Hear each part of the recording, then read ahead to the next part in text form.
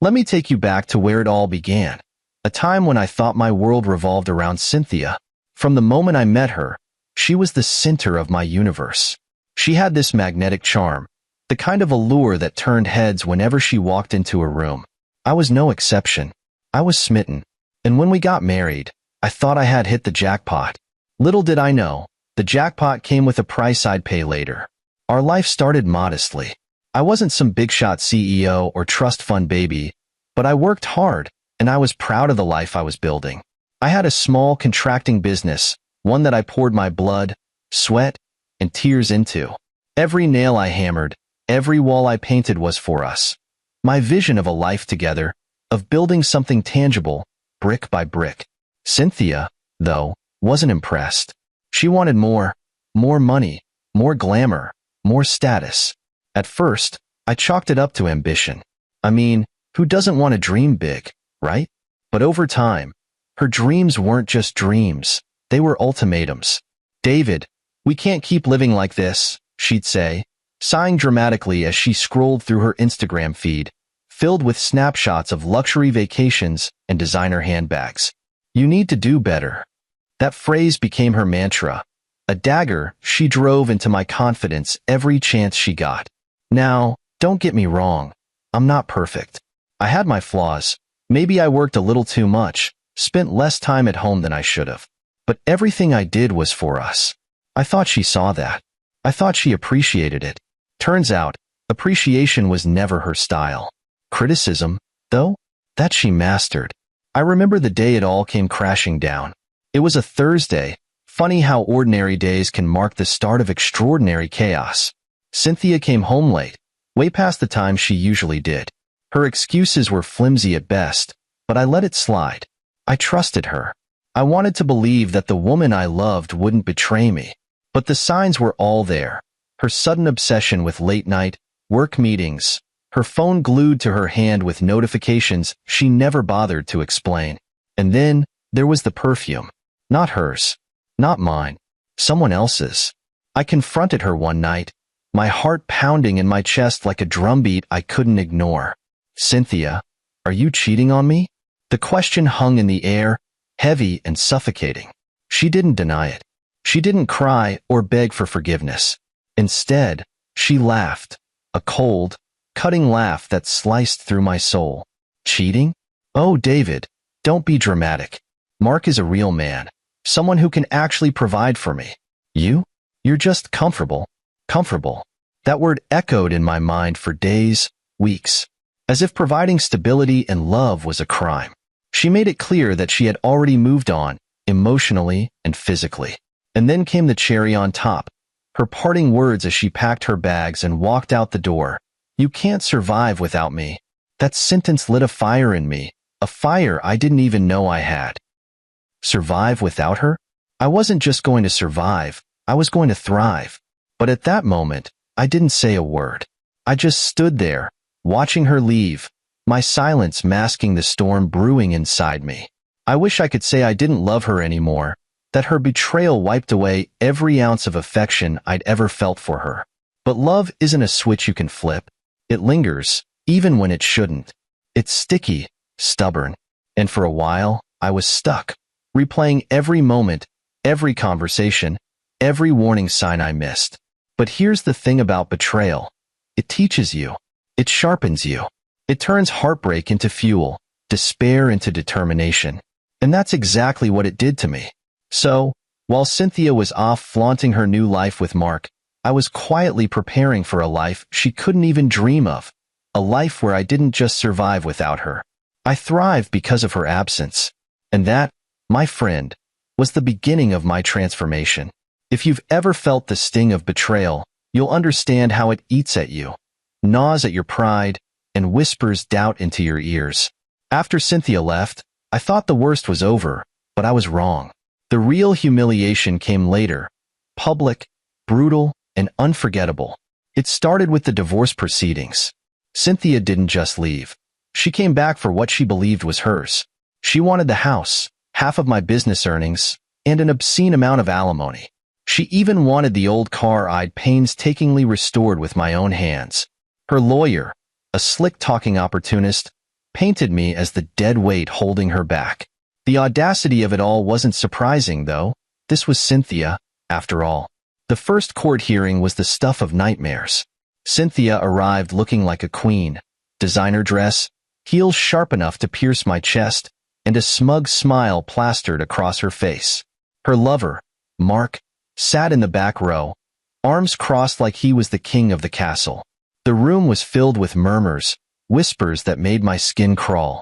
Everyone knew our business, and Cynthia thrived on the attention. She made her case with the confidence of someone who believed she was untouchable. "Your Honor," she said, her voice dripping with condescension, "I sacrificed everything for this marriage. I supported David through his failures, his mediocrity. I deserve to be compensated for all that I've endured." Failures. Mediocrity. Those words hit me like a gut punch, but I kept my face neutral. Let her talk, I told myself. Let her bask in her moment. Her lawyer doubled down, describing me as an unambitious, unremarkable man who would be lost without her guidance. They portrayed me as a man who needed Cynthia to survive, a man whose life she had built from the ground up.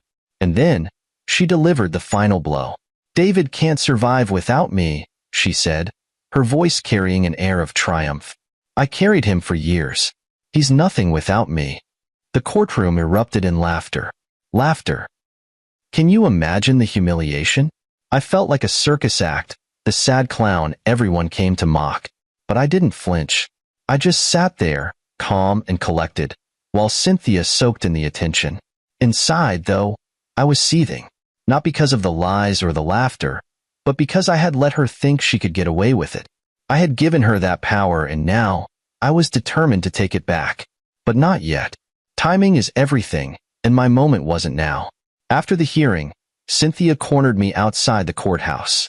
Mark stood behind her, smirking like he'd already won the lottery. "This is just the beginning, David," she said, her voice low and mocking. "You should have done better while you had the chance." I wanted to respond, to tell her she'd regret those words, but I didn't. Instead, I smiled, a small, knowing smile that caught her off guard. "We'll see," I said and walked away. That smile wasn't just for Cynthia. It was for me too, a reminder that I was playing a longer game. The humiliation I felt in that courtroom was temporary. The real show was yet to come, and when it did, Cynthia wouldn't be laughing. Neither would Mark. But for now, I let her enjoy her victory. Let her revel in the idea that she had crushed me. Little did she know, I wasn't the man she thought I was. I never had been. The world might have seen me as David, the struggling contractor with nothing to his name, but they were about to learn the truth. And when they did, the same people who laughed at me would be the ones gasping in shock. So, I kept my head down, my cards close to my chest. Let Cynthia think she was in control. Let her think she'd won. Because the greatest power lies in the element of surprise. And I had a surprise that would leave the entire courtroom speechless. You know, there's something oddly liberating about being underestimated. When people think you're just an ordinary guy, someone barely getting by, it gives you the freedom to move unnoticed. That's how I lived my life. Even before Cynthia came into the picture, I'd mastered the art of blending in, of keeping my true self under wraps. Not because I was hiding something sinister, but because I preferred it that way. The truth is, I wasn't just a struggling contractor. Sure, I had a small business on the surface, one that looked humble and unspectacular. But that was only one piece of my puzzle. My real identity was something far more complex, something I'd worked tirelessly to build in the shadows. You see, years before I met Cynthia, I'd started dabbling in tech. It began as a hobby, a way to challenge my mind when my hands were too tired from construction work. Late nights were spent teaching myself coding, developing small software programs, and dreaming of creating something groundbreaking. Over time, that dream became a reality. I founded a tech company, under a pseudonym, of course. Why the secrecy? Simple. I wanted my work to speak for itself. No connections, no nepotism, no spotlight. Just results. And the results were staggering. My company developed security software that became essential for businesses worldwide. Contracts rolled in, money followed, but I stayed behind the curtain, letting my team take the credit publicly. I was the nameless, faceless mind behind it all. By the time I met Cynthia, I was already well on my way to being a multimillionaire. But I didn't want that to define me. I wanted someone to love me for who I was, not for what I had. So, I kept my wealth hidden, tucked away in offshore accounts and investments. I lived simply, drove an old truck, and bought a modest home. I didn't need the flashiness. What I needed was authenticity. Cynthia, of course, never suspected a thing. She looked at me and saw a hard-working man trying to make ends meet. In her mind, I was a stepping stone, someone to push while she climbed higher. And honestly, I let her think that. At first, it didn't matter to me.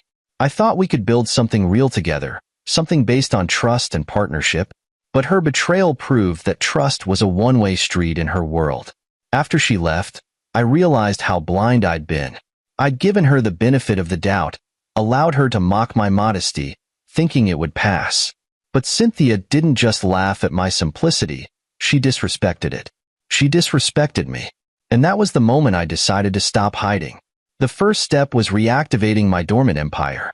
I called my team, the trusted few who knew my real identity, and informed them I was stepping back into the spotlight. They were thrilled, of course. The founder who'd been their guiding force was finally ready to claim his place. Next, I secured a legal team. Not just any legal team, but the best money could buy. They specialized in high-stakes cases, the kind where the underdog emerges victorious in ways no one sees coming. I laid out my plans, showing them every detail of Cynthia's manipulations, every receipt of her theft, every trace of her affair. They didn't just prepare a defense. They built an offense that would make her regret ever setting foot in that courtroom. But the piece de resistance was my financial portfolio. Oh, the things I had kept hidden. From shares in Fortune 500 companies to luxury properties scattered across the globe, I was worth more than Cynthia or her smug lover, Mark, could ever imagine. And when the time came, I wasn't just going to tell the court about it. I was going to show them. I spent weeks preparing, fine-tuning every detail. Every document, every statement, every piece of evidence was meticulously organized. This wasn't just about winning a divorce case anymore. It was about reclaiming my dignity, about proving to myself and to the world that I was far more than what Cynthia had reduced me to. Looking back, I don't regret letting her underestimate me. In fact, I'm grateful for it. If she'd known the truth, she would have tried to take more, to dig deeper into my life and destroy it from within. But she didn't. She thought I was small, insignificant, and incapable of surviving without her. And that's what made the reveal all the sweeter. Cynthia thought she had me cornered, thought she'd stripped me of everything. What she didn't realize was that I'd been holding all the cards all along. And soon, she, and everyone else in that courtroom, would learn exactly who I was. Not David the contractor, not David the pushover, but David, the man who had quietly built an empire and was ready to take it all back. You know, it's one thing to discover the truth about yourself, to realize you've been underestimating your own worth all along. It's another thing entirely to decide what to do with that truth. After my decision to stop hiding, I felt an energy I hadn't felt in years. I wasn't just going to reclaim what was mine. I was going to make Cynthia regret every smug word, every insult, and every ounce of disdain she ever directed at me. The first step was all about precision. I didn't want to storm into the courtroom and wave my success in her face. No, that would be too easy. My approach needed to be calculated, meticulous. This wasn't just about exposing my wealth or her betrayal. It was about control, showing her that for all her scheming, she never truly had the upper hand. My legal team became my closest allies. These weren't just any lawyers. They were strategists, tacticians, the kind of people who knew how to turn a courtroom into a stage. They combed through every detail of my marriage with Cynthia, unearthing facts I'd long forgotten. They unearthed her financial habits, secret withdrawals from our joint account, unexplained purchases, even a hidden savings account she thought I'd never discover. And then there was Mark. Mark. Cynthia's knight in shining armor. He thought he'd won the jackpot, that he was the man who swooped in and stole her away from her mediocre husband. What neither he nor Cynthia realized was that Mark wasn't as untouchable as he thought. My team found cracks in his armor, shady business deals, debts he'd been hiding, and even a questionable HR complaint that could ruin his career. Mark was a ticking time bomb, and I had every intention of lighting the fuse. But the most crucial part of my plan wasn't about Cynthia or Mark. It was about me. I needed to craft a narrative, one that would dismantle every lie Cynthia had told about me. I gathered evidence of my hidden wealth, bank statements, property deeds, investment portfolios, all neatly organized and ready to present. I even had testimonials from people who'd worked with me in my tech company, describing the leader I'd been behind the scenes. This wasn't just a case, it was a story. And every story needs a dramatic climax. The real challenge, though, was staying calm. Cynthia had no idea what was coming, and she continued to flaunt her so-called victory at every opportunity. She'd send me mocking texts, little digs about how pathetic I was and how she was living her best life with Mark. I never responded. Not once. Let her think I was broken, that I'd resigned myself to defeat. The more overconfident she became, the sweeter her downfall would be. Then came the surveillance. This part was almost too easy. Cynthia and Mark were so wrapped up in their arrogance that they didn't even try to hide their affair. I hired a private investigator who captured everything. Photos, videos, even audio recordings of their whispered conversations about how they planned to bleed me dry in court. My legal team called it a goldmine. I called it karma. The piece de resistance of my preparation, however, was something I hadn't initially planned for: the psychological angle. I wanted Cynthia to walk into that courtroom believing she'd already won. I wanted her to see me as the same man she'd walked out on, weak, unremarkable, and easily defeated. To achieve this, I played my role perfectly. At preliminary hearings, I dressed modestly, kept my head down, and let her lawyer walk all over me. I gave nothing away. Meanwhile, behind the scenes, I was preparing for the grand reveal. My legal team and I rehearsed every detail of the trial, every question, every piece of evidence. When the moment came, I wanted it to be flawless, a performance no one would forget. But there was one thing I hadn't accounted for: my emotions.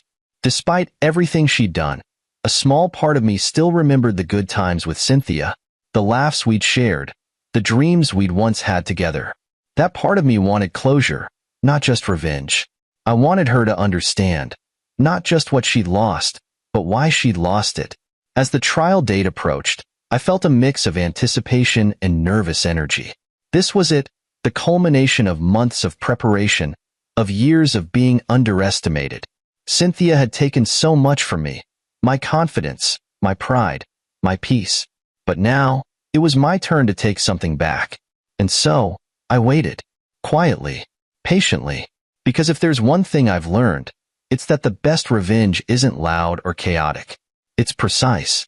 It's calculated. And when it's done right, it leaves your opponent speechless. Cynthia thought she knew me. She thought I was weak. She thought I was a man who couldn't survive without her.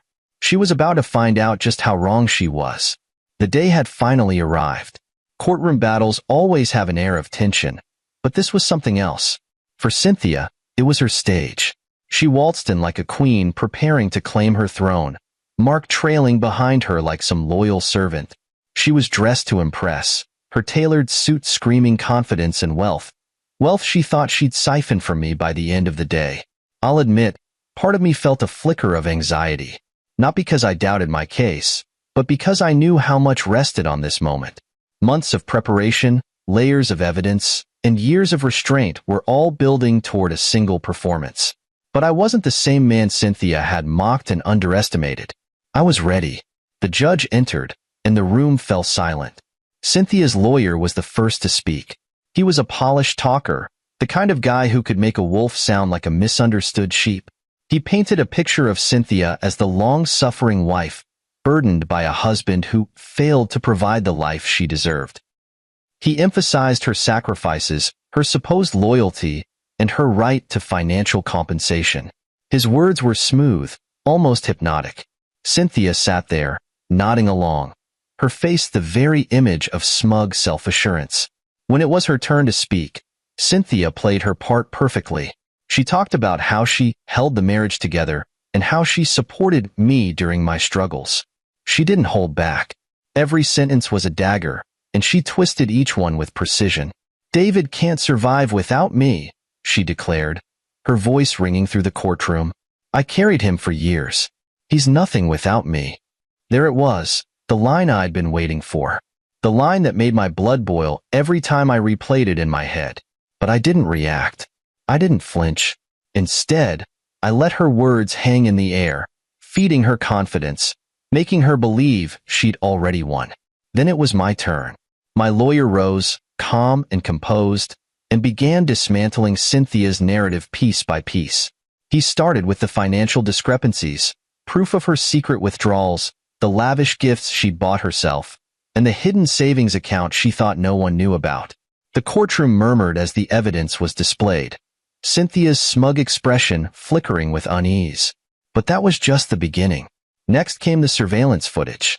My lawyer presented photos and videos of Cynthia and Mark together. Candlelit dinners, weekend getaways, even a particularly damning clip of them discussing how they'd spend the money they planned to win from me. The courtroom erupted in gasps. Cynthia's lawyer tried to object, but the judge allowed it. The evidence was undeniable. I stayed silent, watching Cynthia's confidence crumble in real time.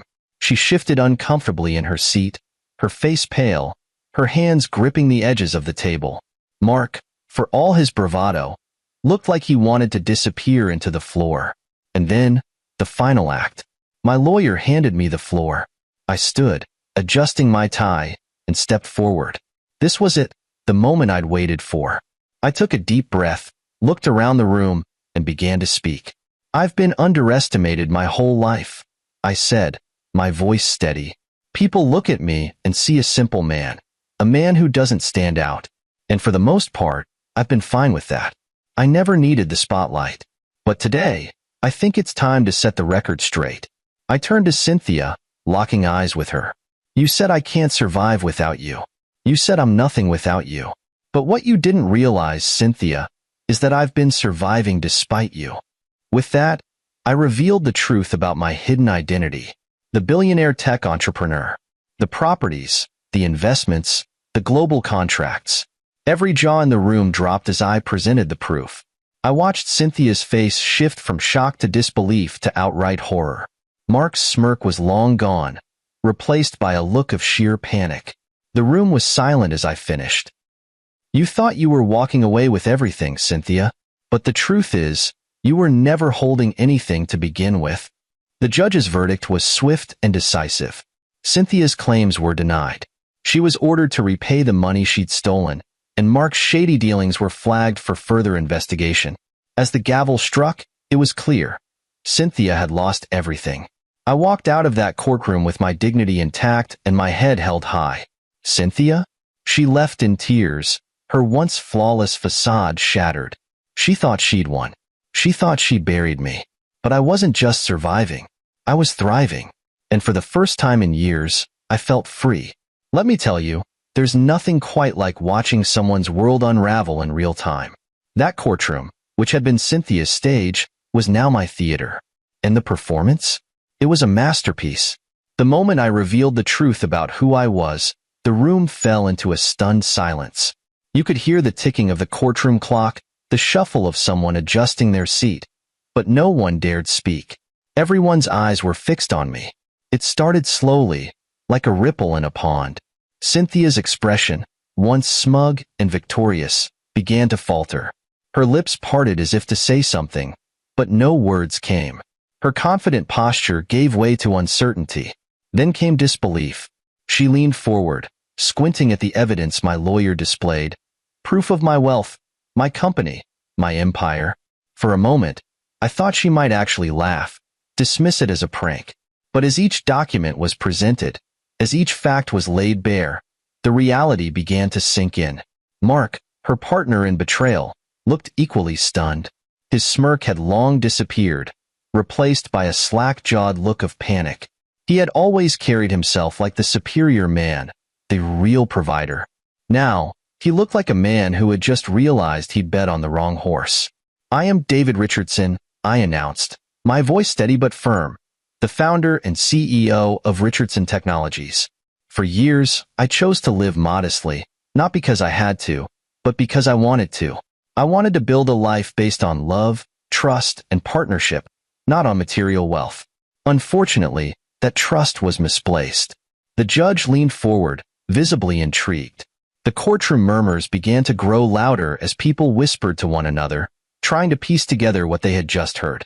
My lawyer handed over a series of documents, financial statements, company records, property deeds. There was no denying it. I wasn't the struggling contractor Cynthia had painted me to be. I was a man who had quietly built an empire while she underestimated every ounce of my potential. I turned to Cynthia, meeting her gaze. "You said I couldn't survive without you," I continued. "But the truth is, Cynthia, I've been thriving despite you. While you were busy tearing me down, I was building a future, one you'll never be a part of." Her face turned ghostly pale. She opened her mouth to speak, but no sound came out. For the first time since this entire ordeal began, Cynthia was truly speechless. Mark shifted uncomfortably in his seat, his eyes darting around as if searching for an escape. But there was no escape, not for either of them. Then came the fallout. The judge addressed the courtroom, his tone stern but tinged with astonishment. "It appears," he said, glancing at the evidence, "that Mrs. Richardson has not only misrepresented her claims, but has also engaged in deceitful practices throughout this marriage." He turned to Cynthia's lawyer, who looked like he wanted to crawl under the desk. "Counselor, I suggest you advise your client to reconsider her position before we proceed any further." But it didn't stop there. My lawyer stepped forward with the surveillance footage, images and audio of Cynthia and Mark plotting their scheme. The judge's face darkened as he watched the footage, his lips pressed into a thin line. The rest of the courtroom? They were riveted, leaning forward in their seats as if they were watching the climax of a gripping drama. "Mrs. Richardson," the judge said, his tone icy, "you've not only demonstrated a lack of respect for this court, but also for the sanctity of your marriage. Your demands are hereby denied. Furthermore, the evidence presented against you raises questions of legal impropriety that may warrant further investigation." And just like that, the gavel came down. The case was over. The aftermath was surreal. Reporters swarmed outside the courthouse, eager to catch a glimpse of the hidden billionaire and his scandalous divorce trial. Cynthia, once so confident, fled the building with her head down, avoiding the cameras. Mark? He slinked away without so much as a glance in my direction. As for me, I stepped out into the sunlight, a weight lifted off my shoulders. The world now knew the truth, not just about Cynthia, but about me. The man she thought was mediocre had proven her wrong in ways she could never have imagined. But the best part? It wasn't just about proving her wrong. It was about reclaiming my life, my dignity, and my sense of self-worth. Cynthia thought she could break me. Instead, she became the catalyst for my greatest triumph. And as I walked away from that courthouse, head held high, I couldn't help but smile. I had survived. No, I had thrived. And for the first time in a long time, I felt truly free. Let me paint the scene for you. As the gavel came down and the judge's final words echoed through the courtroom, Cynthia's carefully curated facade shattered completely. Gone was the composed, self-assured woman who strutted into court thinking she'd already won. What remained was someone stripped bare of her pretenses, exposed for who she truly was. It wasn't just the loss of the case. It was the public unmasking, the realization that she had underestimated me in ways she could never recover from. I watched her slump into her seat, her expression a mix of disbelief, anger, and shame. Cynthia wasn't used to losing, certainly not like this. She had built her identity on control, on being the one who dictated terms. But now, the tables had turned, and she didn't know how to handle it. The courtroom began to empty, reporters swarming the hallways to get the latest scoop. I stood to leave, but before I could take a step, Cynthia called out to me. Her voice was quiet, almost pleading, nothing like the confident tone she'd used to belittle me just hours before. "David," she said, her eyes brimming with tears, "can we talk? Just for a minute." I turned to face her, my expression neutral. This was the moment she'd probably rehearsed in her mind countless times. But the words didn't come easily to her now. She fumbled, searching for something. An apology, an explanation, maybe even a way to salvage what she destroyed. I didn't mean for it to go this far, she stammered. I thought I was doing what was best for both of us. I let her words hang in the air for a moment, considering my response. Part of me wanted to lash out, to throw her own words back at her and remind her of everything she'd said and done. But another part of me, one that had grown stronger through this ordeal, knew that her regret, however genuine or shallow it might be, was no longer my burden to carry. You didn't think at all, Cynthia, I replied, my voice calm but firm.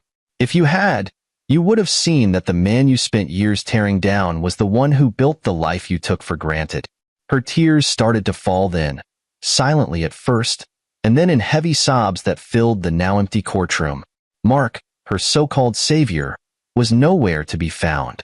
He had slipped out the moment the verdict was announced, leaving her to face the consequences alone. How fitting, I thought. He'd always been a fair-weather partner, and now that the storm had come, he'd abandoned ship. As I turned to leave, Cynthia reached for my arm. Her grip was weak, trembling. David, please, she whispered. We can fix this. I can fix this. I was wrong. I see that now. Just give me a chance. I looked down at her hand, then back into her tear-streaked face. This was the woman who had mocked me, humiliated me, and tried to take everything I'd worked for. She had spent years convincing herself, and me, that I was nothing without her. But now, in this moment, she was the one who had nothing. I gave you chances, Cynthia, I said, my voice unwavering, more than you ever deserved, and you threw them all away. This is the life you chose, the consequences you earned. Fix it? No. You're on your own now. I walked out of the courtroom without looking back, leaving Cynthia to face the fallout of her actions. Outside, the reporters were waiting, their cameras flashing as they called my name. For the first time, I didn't feel the need to hide. I stood tall, answered a few questions, and then made my way to the car waiting for me at the curb. As I drove away, I couldn't help but reflect on how much had changed. Cynthia had spent years tearing me down, convinced that I needed her to survive. But in reality, she had been the one clinging to me for stability, for security. And now that the truth was out, she had to confront the harsh reality of her own choices. Meanwhile, I felt lighter than I had in years. The tables had turned, yes, but more importantly, I had reclaimed my power. I had proven to myself, and to the world, that I was far more than Cynthia ever gave me credit for. And as for Cynthia, she was left with nothing but the memories of a game she thought she'd won, only to realize too late that she'd been outplayed all along. They say pride comes before the fall, and for Cynthia, that fall was as inevitable as it was devastating. Walking out of that courtroom, I didn't have to lift a finger to ensure her downfall. It was already in motion. The moment the gavel struck, Cynthia's house of cards began to crumble, piece by piece, leaving her exposed to a world she could no longer manipulate. I heard about the fallout through whispers and rumors, though I didn't go looking for updates. Cynthia's once flawless image took a hit the second the truth about her came out. People who used to admire her, who bought into her self-proclaimed narrative of being a long-suffering wife, began to see her for what she was, a woman who had tried to play the system and failed spectacularly. Mark, the man who had promised her a life of luxury, disappeared almost immediately after the verdict. A few days later, I heard through a mutual acquaintance that Mark had resigned from his job amidst a swirl of allegations about workplace misconduct. Allegations my legal team had carefully unearthed during our investigation. It turned out he wasn't the successful, stable man Cynthia thought he was. He was just as much of a fraud as the life they tried to build together. Cynthia, left with no Mark and no money, tried to cling to whatever scraps of dignity she had left. But it wasn't enough. The same friends she'd once bragged to about her plans to take me for everything started distancing themselves from her. No one likes to be associated with a sinking ship, and Cynthia was sinking fast. Her financial situation was dire. With the court ruling against her, she was required to repay the money she'd siphoned from our joint accounts, not to mention cover her own legal fees. The lavish lifestyle she tried to maintain came crashing down. The expensive wardrobe, the high-end jewelry, the luxury car, all of it had to go. Piece by piece, she sold it off to scrape together enough money to stay afloat. But the humiliation didn't stop there. A few weeks after the trial, I received an unexpected phone call. It was from one of our old mutual friends, a woman who had always been more Cynthia's ally than mine. She hesitated before speaking, as though unsure whether she should even be calling me. "David," she said finally, "I thought you should know. Cynthia's been trying to stay with friends, but, well, no one's willing to take her in." I didn't feel joy or triumph at her misfortune, only a quiet sense of closure. Cynthia had built her life on appearances, on using people and manipulating situations to her advantage. And now, when she needed someone to lean on, she had no one left. She was, quite literally, on her own. As for me, my life was finally moving forward. With the trial behind me, I threw myself into my work, reconnecting with my team at Richardson Technologies and expanding the company in ways I'd always dreamed of. For the first time in years, I felt a sense of purpose unburdened by the weight of Cynthia's constant criticisms and demands. But it wasn't just about work. I found myself reconnecting with friends I'd lost touch with during my marriage. People who genuinely cared about me, who had seen through Cynthia's facade long before I did. I even started traveling, a luxury I denied myself for years because Cynthia always insisted it wasn't worth it unless we could do it in style. Now, I saw the world on my own terms, and it was more beautiful than I'd ever imagined. One day, while on a trip to Europe, I received another update about Cynthia. She had moved back to her hometown, where she was staying with a distant cousin she barely knew. She was working a retail job to make ends meet, a far cry from the life of luxury she'd envisioned. The Cynthia who once strutted around like she owned the world was now just another person trying to survive. I wish I could say I felt sorry for her, but I didn't. Not because I was bitter or vindictive, but because I knew this was the path she had chosen. Every decision she made, every betrayal, every lie, it all led her here. She had the chance to build something real with me, something lasting and meaningful, but she threw it away for illusions of grandeur. And now, those illusions had shattered. Cynthia's fall wasn't just inevitable, it was necessary. It was the natural consequence of a life built on deception and greed. And as I moved forward, I didn't carry any of her weight with me. I had shed that burden long ago. In the end, Cynthia became a cautionary tale, a reminder of what happens when pride blinds you to the things that truly matter. And me? I became something she could never have imagined. Free, thriving, and finally at peace. Life after the courtroom was nothing short of transformative. Walking out of that courthouse, I wasn't just a man who had won a legal battle. I was someone who had reclaimed himself. For years, Cynthia's voice had echoed in my mind, her criticisms chipping away at my confidence. But now, her words held no power over me. I had walked through fire and come out stronger, sharper, and freer than I'd ever been. The first thing I did was focus on rebuilding my life. Not the life I had before Cynthia, but the life I wanted moving forward. Work became my passion again. I dove headfirst into expanding Richardson Technologies, traveling to meet partners, hiring brilliant minds, and developing projects I had only dreamed of before. Every milestone felt like a victory, not just professionally but personally too. For the first time, I was building for myself, unburdened by someone else's expectations. But it wasn't all work. I made a point to reconnect with the parts of myself that had been buried under the weight of my marriage. I traveled, not for business, but for the sheer joy of it. I saw places I'd only read about, hidden beaches, bustling cities, serene mountain ranges. Every destination was a reminder of the world's vastness and my place within it. It was a feeling Cynthia could never understand, too consumed as she was with appearances and status. As for Cynthia, I heard bits and pieces about her over time. Her fall from grace wasn't just financial. It was social too. The friends who had once flocked to her parties and hung on her every word had all but disappeared. Her relationship with Mark, as expected, fell apart shortly after the trial. Rumor had it that he moved on to someone else, someone younger and less complicated. Cynthia, on the other hand, was struggling. She had moved back to her hometown, working a retail job to make ends meet.